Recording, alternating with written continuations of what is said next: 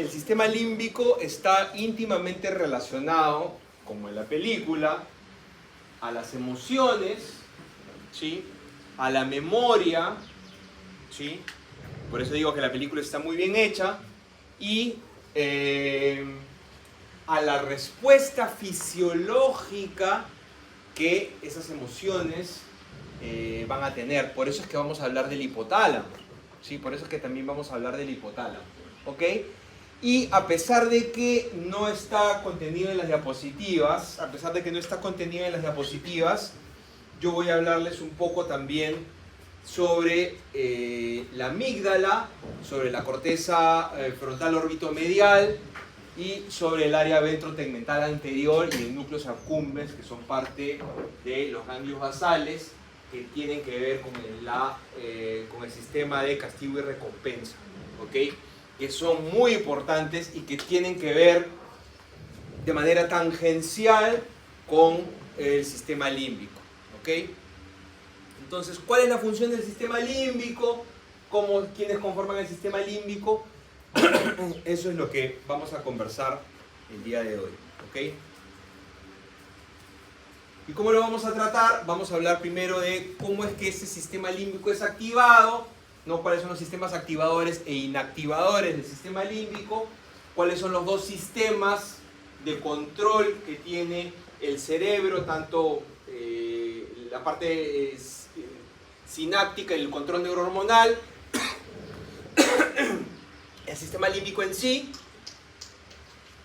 la relación que tienen el hipotálamo y el sistema límbico, las funciones hipotalámicas. No voy a entrar en ellas en detalle porque yo asumo, espero, quisiera, anhelo que ustedes ya conozcan las funciones hipotalámicas de otros cursos de Morfo 3, de Morfo 2. Supongo que ya saben cuáles son las funciones hipotalámicas en cuanto a control de temperatura, control de presión arterial. Supongo que eso ya lo conocen en detalle, por eso no voy a entrar en ello en profundidad, además de que hay algunas discrepancias entre las distintas bibliografías respecto a algunos núcleos de funciones hipotalámicas, pero sí voy a tocar después el tema de cuáles son algunas funciones conductuales y relacionadas a las formaciones hipocampales que tienen que ver con la memoria, ¿ok? Muy bien, ya como ustedes saben, lo que yo voy a tratar de hacer hoy día es resumirles un poco el capítulo 59 de Guyton, ¿sí? Que es en donde está basada la clase y las diapositivas, y ya luego ustedes leerán en profundidad Guyton, y si quieren leerán también en profundidad algunos otros capítulos de algunos otros libros, como por ejemplo el capítulo 31 de Purvis, que habla de emociones, ¿sí? O el capítulo donde habla de control visceral también de Purvis, sobre todo la parte de hipotálamo, ¿sí? Porque creo que en el capítulo de control visceral de Purvis también habla del sistema simpático y parasimpático, pero creo que eso no nos compete mucho esta semana, ¿ok? Pero Guyton sí habla de dos sistemas de activación tanto del encéfalo, concretamente del diencéfalo y del telencéfalo, que están mediados por la formación reticular en la protuberancia, ¿sí? Esta formación reticular tiene núcleos acetilcolinérgicos que envían fibras, que emiten descargas muy rápidas pero de corta duración, ¿sí? Muy rápidas pero de corta duración hacia todo el diencéfalo y todo el telencéfalo, con especial predilección hacia los núcleos anteriores del tálamo, ¿sí? Y hacia toda la corteza del telencéfalo, bueno, pero sobre toda la corteza, y tiene la particularidad de que funciona como un loop, es decir, que desde la corteza se van a enviar fibras, tractos que van a regresar hacia la formación reticular, ¿sí? Y estas fibras excitatorias también, que van a ir hacia la formación reticular, van a su vez excitar a la formación reticular para que la formación reticular sea excitada y siga enviando señales excitatorias acetilcolinérgicas hacia el tálamo y hacia la corteza cerebral y se mantenga este loop de manera constante una y otra vez y el cerebro permanezca, todo el encéfalo permanezca encendido, especialmente el sistema límbico porque se envían hacia el tálamo y hacia el hipotálamo también. Guyton menciona de manera muy especial que este circuito funciona cuando no es cortado por encima de la salida del quinto par craneal, ¿no? Cuando hay un corte, cuando hay una sección protuberancial por encima del quinto par craneal, se produce un coma permanente que ya no se puede revertir porque hay una falta, digamos, hay una imposibilidad de estimulación sensorial por la sección protuberancial a nivel del quinto par. Y hay un núcleo inhibitorio, ¿no? A nivel de más medial, a nivel del núcleo dorsal del RAFE, que lo vamos a ver con detalle aquí en la siguiente diapositiva. Este núcleo inhibitorio, en el núcleo dorsal del RAFE, el cual ustedes ya conocen porque ya hemos hablado de él cuando hablamos de las neuronas serotoninérgicas y encefalinérgicas que controlan las vías endógenas para el control del dolor. Recuerden cuando hablamos de dolor, ¿sí? Recuerden cuando hablamos del dolor, hablamos de neuronas serotoninérgicas y encefalinérgicas que tienen unas vías endógenas que nos van a permitir el control del dolor. Estas mismas vías que están a nivel medial en el núcleo dorsal del RAFE van a enviar señales tanto ventrales como caudales, ¿sí? Hacia el cerebro como hacia la médula, para, en el caso de estas neuronas serotoninérgicas, aquí hay un error, acá debe decir serotonina en sus diapositivas, ojo, hay un error. Van a enviar señales inhibitorias, que van a intervenir, van a facilitar la regulación del sueño. Ya hemos hablado en la diapositiva anterior de las señales acetilcolinérgicas en la formación reticular, concretamente en las neuronas gigantocelulares, en la parte superior del puente, en el límite con el mesencéfalo, que van a enviar estas señales que son de rápida descarga, pero de corta duración hacia todo el telencéfalo y el diencéfalo. Y tenemos unas señales que son de más larga duración, ¿sí? que son de más larga duración, que son emitidas por el locus aeruleus, que son neuronas noradrenérgicas que van a intervenir también de manera especial en la regulación del sueño REM, ¿sí? Con el movimiento rápido de los ojos, que son estos núcleos noradrenérgicos que van a enviar señales tanto al cerebelo como al diencéfalo y al telencéfalo, ¿sí? Pero que van a ser, como les digo, de larga duración, pero también señalizaciones más lentas, que pueden durar en el orden de hasta de minutos, ¿ok? Y finalmente, el otro sistema de control neurohormonal está mediado por la sustancia negra, que ya ustedes saben que es el principal productor de dopamina a nivel mesencefálico.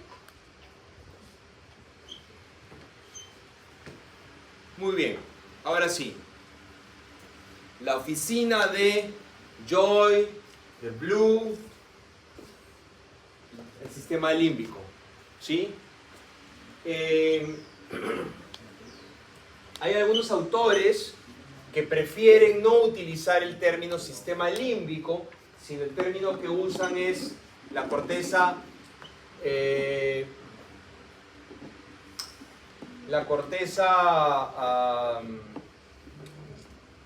fronto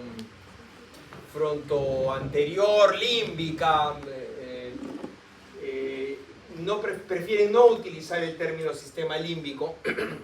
De hecho, es una serie de estructuras que están íntimamente relacionadas y que tienen una serie de vías y de fibras que las van a interconectar de manera bidireccional, ¿sí?, entre distintas estructuras corticales y subcorticales, ¿sí?, corticales y subcorticales, para tener un funcionamiento sumamente complejo para la regulación emocional, ¿sí?, e instintiva de diferentes actividades a nivel consciente e, entre comillas, inconsciente, ¿sí? Estas actividades corticales y subcorticales, ¿sí?, están relacionadas en el caso del lóbulo límbico, y no solamente del lóbulo límbico. Recuerden que yo en la clase anterior les mencioné a la corteza asociativa, ¿sí?, la corteza asociativa, ¿sí?, la corteza límbica, que es una corteza asociativa que va a enviar señales. No está mencionada aquí, pero es fundamental la amígdala. Es fundamental la amígdala porque la amígdala va a servir como ventana, ¿sí?, va a servir como una ventana de ingreso de todos los estímulos sensoriales hacia el sistema límbico, ¿sí? ¿Y qué significa que va a servir como ventana? Que todas las experiencias sensoriales, ¿sí?, que van a ser recibidas por las distintas cortezas asociativas e interpretadas por las cortezas asociativas, van a en algún momento ser recopiladas, por así decirlo de alguna manera, por la amígdala, y la amígdala va a permitir el paso de esa información, de esa señal, hacia el hipocampo, cargándolas de un contenido emocional, ¿sí?, tal y como en la película. Tal y como en la película. ¿Recuerdan ustedes que en la película las emociones, ¿no?, los personajes que hacían las emociones llevaban las bolitas doradas que eran los recuerdos de Riley y los guardaban, ¿sí? Es exactamente igual, ¿sí? Las emociones, ¿sí?, facilitan el aprendizaje y la memoria. ¿Y cómo la facilitan? Como les expliqué la semana anterior, utilizando la potenciación a largo plazo. Ese mecanismo de facilitación sináptica en donde hay expresión de receptores AMPA en la membrana posináptica, ¿sí?, de la expresión de receptores AMPA en la membrana posináptica. Esa expresión de receptores AMPA en la membrana posináptica es facilitada por la amígdala cuando la experiencia sensorial viene acompañada de un contenido emocional. Y eso está determinado por la amígdala, ¿ok?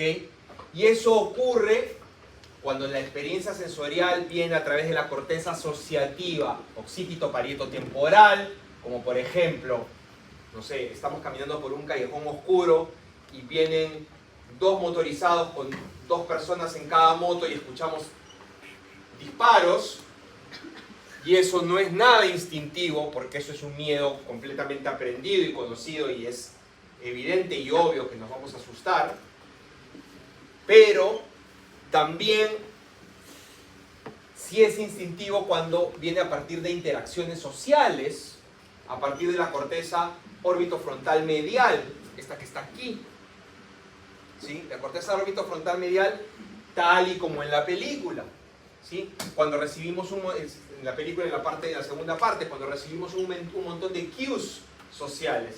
¿Qué son cues sociales? Cuando nosotros estamos, por ejemplo, en una reunión, en una fiesta, en una situación social donde conocemos o no conocemos a un montón de personas y estamos interactuando con muchas personas diferentes a la vez, la cantidad de información de cues, se dice, cues son no es estímulos, bueno, digamos estímulos sociales constantes y diversos, es tal y como le pasó a Riley en la película. le caí bien, le pareció tonto mi chiste, le gusté, le parezco aburrida, le caí bien, le caí mal. Cada una de esas señales e interpretaciones que nosotros hacemos de las interacciones sociales que tenemos con cada una de las personas en una situación social es un cue y están interpretadas por la corteza orbitofrontal medial y van a ser enviadas directamente hacia la amígdala y de la amígdala hacia el núcleo ventromedial del tálamo y del tálamo otra vez hacia la corteza orbitomedial frontal, formando un triangulito que me va a permitir interpretar y asignar, como estoy pasando por el tálamo, que es un centro integrador, ¿no es cierto? Que es un centro integrador de toda la información que yo tengo, me va a permitir integrar, valga la redundancia, toda la información que yo estoy obteniendo. La sonrisa, si me sonríe, si me dice hola, ¿qué tal? Si me dice hola, ¿qué tal? Toda esa información social la voy a integrar al nivel de la amígdala y va a pasar hacia el hipocampo, ¿sí? Hacia el hipocampo con un contenido emocional. ¿Cuál es la principal función de la amígdala en una situación como esa? Advertirme si estoy en peligro. Ahí es donde entra el personaje último de la película, que te pone, que te hace sentir que estás en peligro constantemente. De hecho, para los que les interesa la psiquiatría, el estrés postraumático, no sé si han escuchado sobre esa patología, el estrés postraumático se ha observado en los pacientes con estrés postraumático que hay cierta hipodensidad en las resonancias magnéticas funcionales de los pacientes con estrés postraumático que estaría relacionada con la génesis de su enfermedad. Eso significaría que los pacientes con estrés postraumático no serían capaces de detectar las señales de peligro, ¿sí? Lo que haría que estos pacientes se expongan innecesariamente a los peligros sociales, cosa que los haría más proclives a situaciones que puedan significar un trauma para ellos. No se sabe si estas señales hipodensas en las resonancias magnéticas funcionales son la causa de la enfermedad o son una consecuencia de la situación traumática que han experimentado y que habría sido lo que ha desencadenado su enfermedad. Pero la imagen hipodensa se observa en esta zona del hipocampo que está conectada con la amígdala, que es el órgano del sistema límbico fundamental para indicarnos a nosotros cuando estamos en peligro. Ya sea en peligro de una situación social, porque es la amígdala la que nos avisa de manera instintiva en una situación social, oye, cuidado, ¿no? Ten cuidado aquí, por alguna razón, ten cuidado, es la amígdala quien te dispara el miedo a una situación, ya sea una situación real como dos motorizados y un tiroteo en la esquina de tu casa, sí, obviamente eso te va a dar miedo, pero una situación instintiva que no sabes por qué no te gusta y te genera incomodidad, es la amígdala. Sí. En un posible examen, ¿cómo podría ser una pregunta? Para entender. Chico, toma su taxi, pone el caso clínico ¿Cómo podría preguntarlo? Podría preguntarlo de muchas formas. Pero un ejemplo. Yo siento que estuve en terrorismo. O sea, puede ser un paciente que comió una fruta y se estaba atragantando. ¿Cuál es el centro? El terrorismo. No, o sea, lo que quiero que tengan claro es ¿cuáles son las estructuras? O sea, lo que les estoy mencionando, lo que les estoy pidiendo que tengan claro es que la amígdala, ¿sí? En este caso la amígdala es el centro, uno de los centros o el centro más importante en la generación del miedo y que va a recibir fibras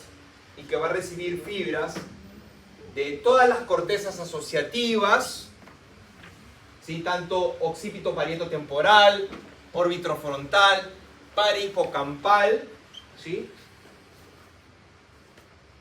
Tanto de ida como de regreso, en ambas direcciones, ¿sí? Y que va a funcionar como ventana hacia el parahipocampo y hacia el hipocampo para poder impregnar de una emoción un recuerdo, ¿sí? Me va a contribuir, me va a facilitar que yo pueda recordar algo impregnándolo de una emoción, ¿sí? Va a ser más fácil que yo recuerde algo si es que hay una emoción intensa de por medio, como en la película, ¿sí? Si hay una emoción de por medio llevando el recuerdo, va a ser más fácil recordarlo, ¿ok? Entonces, Ahora, doctor, entonces sería, por ejemplo, un familiar que falleció, se le viene a la memoria y ese es el sentimiento que... cuando hay una emoción de por medio, Amígdala. el recuerdo va a ser más fácil poder recopilarlo. Pero esto se basa simplemente en situaciones de emociones como tristeza, alegría, o pueden ser también declarados como para el aprendizaje de lectura, escribir, Cualquier emoción, cualquiera. sí, cualquier emoción. Ahora, no es casualidad que el hipotálamo, ¿sí? esté en el medio de este anillo cortical, ¿sí? De este anillo cortical y de esta serie de núcleos, ¿sí?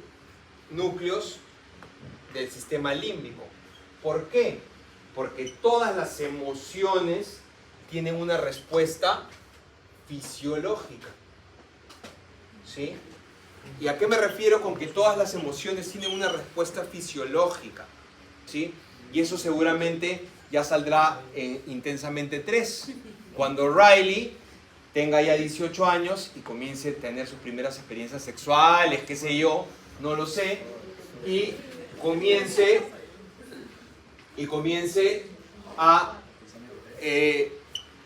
o en todo caso falta la parte en donde tengamos información sobre el hipotálamo de Riley y cómo funciona la presión arterial de Riley cuando Riley está molesta o feliz, cómo funciona la frecuencia cardíaca de Riley cuando Riley está con miedo, ¿sí? Ahora, yo no quiero entrar en detalle de los distintos núcleos hipotalámicos porque Guyton hace un disclaimer que es bastante pertinente sobre los núcleos hipotalámicos. Dice, porque Guyton lo que menciona es, ok, en los animales de experimentación, cuando se estimula tal núcleo, ¿no? Se produce tal efecto, y cuando se hace una ablación de tal núcleo, se produce tal otro efecto. ¿Ok? Y si van a revisar distintas bibliografías, se van a dar cuenta que hay más de una discrepancia entre lo que un núcleo hipotalámico, según un libro y según otro libro, puede hacer. Sí, por supuesto, hay algunos núcleos en donde sí, por supuesto, hay estamos bastante de acuerdo, como por ejemplo, todos sabemos que en el núcleo supraóptico se va a liberar la hormona antidiurética, eso lo sabemos todos. Todos sabemos que en el núcleo paraventricular vamos a liberar oxitocina.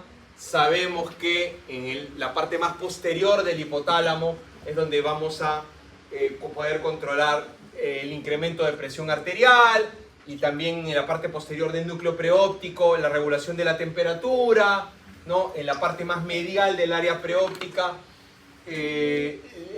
la disminución de la presión arterial y la disminución de la frecuencia cardíaca. Fundamental, por supuesto que todos sabemos que el quiasma óptico va a ser fundamental en la regulación del ritmo circadiano, que recibe fibras directamente del tracto retino-hipotalámico, ¿no? Que es independiente en realidad prácticamente del nervio óptico, y este tracto retino-hipotalámico es activado por la melanodopsina, que va a producir la transcripción de las proteínas CLOCK, ¿no? Las proteínas CLOCK, que es una proteína de transcripción a nivel nuclear, que son aquellas que van a agotarse en un periodo de 24 horas, se agotan y luego se vuelven a transcribir en ese periodo de aproximadamente 24 horas, es que van a producir ese ritmo circadiano que van a permitir, entre otras cosas, ¿no?, el comportamiento relacionado a la alimentación, la regulación de la temperatura corporal, la liberación de ciertas hormonas, etc. Lo que sí no quiero que se olviden es que el hipotálamo, ¿sí?, el hipotálamo va a regular el ritmo cardiovascular y la presión arterial, y si se fijan, todas estas funciones hipotalámicas, todas estas funciones hipotalámicas están directamente relacionadas a las emociones. Todas las emociones que siente Riley, ¿sí?, pueden modificar todas estas funciones hipotalámicas, están relacionadas, ¿sí? La regulación de la frecuencia cardíaca y la presión arterial, reguladas por el hipotálamo, se modifican con las emociones. La temperatura corporal, ¿sí?, que se modifican con las emociones, también relacionadas con los estímulos sexuales y la temperatura corporal. El agua corporal, la ingesta de agua, la sed y la regulación de la micción, la contractibilidad uterina y la excreción de leche materna, la expulsión de leche materna, la secreción de hormonas adenohipoficiarias, el control de ritmo circadiano. Entonces, estas funciones conductuales mediadas por las emociones, ¿sí?, que están controladas, ojo, que pueden estar controladas por la corteza órbitomedial frontal, porque es evidente que nosotros podemos intentar controlar nuestras emociones. No lo he mencionado, pero creo que es algo que es evidente, ¿no es cierto? Podemos intentar controlar nuestras emociones desde nuestra corteza frontal, es decir, ¿no es cierto?, enviar señales por intentar hacer un intento de control emocional, ¿sí?, hacia el sistema límbico, hacia la amígdala, hacia el hipotálamo y hacia el tálamo, enviar señales, fibras que van hacia el sistema límbico para este intento de control emocional, que van a permitir también la regulación de algunas funciones viscerales. ¿Ok? Ahora, respecto al centro de recompensa y de castigo, ahí sí yo no estoy del todo de acuerdo con lo que dice Guyton, ¿sí? Yo creo que ahí sí hubiera valido la pena elaborar un poco más. Hay algunas cosas que creo que Guyton no menciona y que creo que son importantes, sobre todo para ustedes que son estudiantes de medicina. Lamentablemente, nosotros los médicos somos quienes estamos más expuestos al abuso de sustancias. Y no hablo de alcohol, ¿sí? No hablo de alcohol, ni de tabaco, ni de nicotina, que es a lo que estamos expuestos todas las personas que vivimos en este planeta, sino me refiero a benzodiazepinas, me refiero a fentanilo, me refiero a ketamina, me refiero a anfetaminas. ¿Por qué? Porque los médicos tenemos la mayor facilidad de acceso, ¿sí? Tenemos la facilidad de cómo conseguir las sustancias, sabemos dónde conseguirlas, sabemos cómo consumirlas, sabemos qué hacer para que se nos pase el efecto y sabemos qué hacer para enmascarar los efectos secundarios perfectamente, ¿sí? Los médicos somos la profesión y bueno, y ni qué decir de los opiáceos, ¿no? Tramadol, oxicodona, ¿sí? Entonces los médicos somos la profesión con mayor tasa de abuso de sustancias dentro de todas las profesiones, por lejos. Después un poco los odontólogos y las enfermeras, pero por lejos los médicos somos la profesión con mayor tasa de abuso de sustancias, ¿sí? Así que es bueno que ustedes sepan, ¿sí?, con conocimiento de causa, para los que les interesa la psiquiatría y a los que no, cómo es que funciona el sistema de recompensa en el caso de adicciones, y que si en algún momento están expuestos a alguna sustancia, que seguramente de repente ya lo han estado, en algún momento lo van a estar, tomen decisiones informadas como adultos que son, ¿sí? Lo que sucede en el caso de las adicciones es que el área ventrotegmental anterior libera dopamina hacia el núcleus accumbens, inhibiendo al núcleus accumbens, ¿sí? Lo que normalmente sucede es que en cualquier caso de las adicciones, no sé, ludopatía, sexo, cocaína, lo que ustedes quieran, inicialmente el área ventrotegmental anterior va a liberar dopamina, que va a estimular receptores D1 y D2 en el núcleus accumbens al producirse o el consumo de la sustancia o al producirse el comportamiento que genera la adicción. Eso es inicialmente, pero después, cuando la adicción ya está establecida, la liberación de dopamina se produce no cuando se produce el comportamiento adictivo, cuando se produce el consumo, sino cuando la persona se expone a la situación que va a favorecer el consumo o la situación.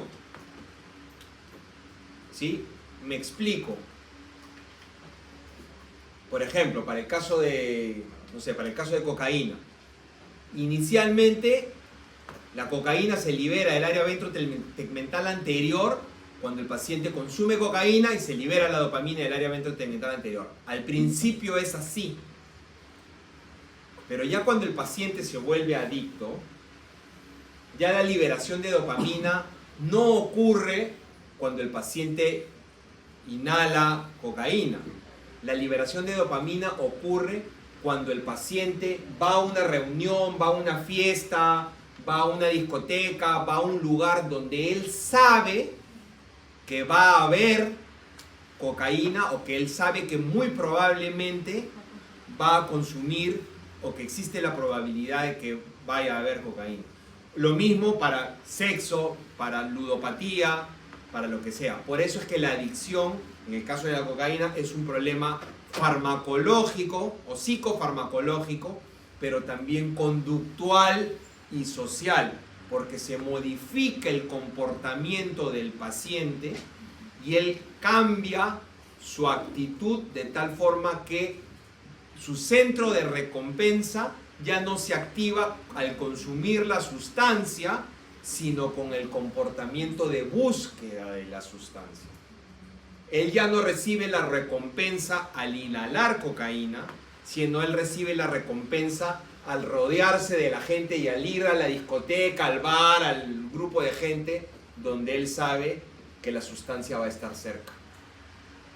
¿Ok? Muy bien, para terminar, como les había dicho,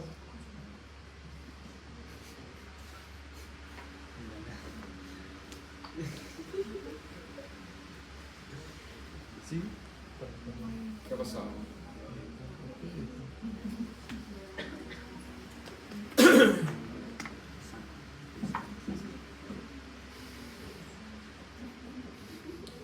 Muy bien, como les había dicho, la amígdala, ¿sí?, favorece, facilita, esa es la palabra, por medio de la potenciación a largo plazo, la consolidación, la codificación y la consolidación de la memoria a corto, largo plazo, inclusive la memoria inmediata, por intermedio de las emociones, número 1. Y segundo, en esta diapo está todo. Coño. Perdón. En esta diapo está todo. Función del sistema límbico. Comer, conmemorar, comportarse, clan y copular. ¿Sí? ¿Por qué comer? Porque está en el centro de la saciedad y del hambre. Conmemorar, la memoria. Comportarse, la respuesta emocional, lo que les expliqué. El clan, la parte de reproducción y los instintos maternos. La oxitocina, no mencioné la oxitocina, pero la oxitocina es la hormona del amor, ¿no es cierto? No es falso, eso es completamente cierto. Y la parte de la excitación sexual, la copulación. Los cuales son los componentes corticales del sistema límbico, la corteza órbitofrontal medial, fundamental, el hipocampo, sobre todo, y la corteza insular. Y los subcorticales, la amígdala, el bulbo olfatorio. Les había dicho que no es gratuito que los olores nos despierten inmediatamente la memoria, y una memoria muy precisa, casi videográfica, ¿sí? Hace que nos acordemos de todo, prácticamente con el olor, y por supuesto el hipotálamo, que es la salida final hacia el sistema límbico. Muy bien, chicas, jóvenes, preguntas. Voy a prender la luz, cierren sus ojitos, ojo con la rodoxina. Ahí va, a la 1, a las 2. Muy bien. Si no hay preguntas, quedan libres.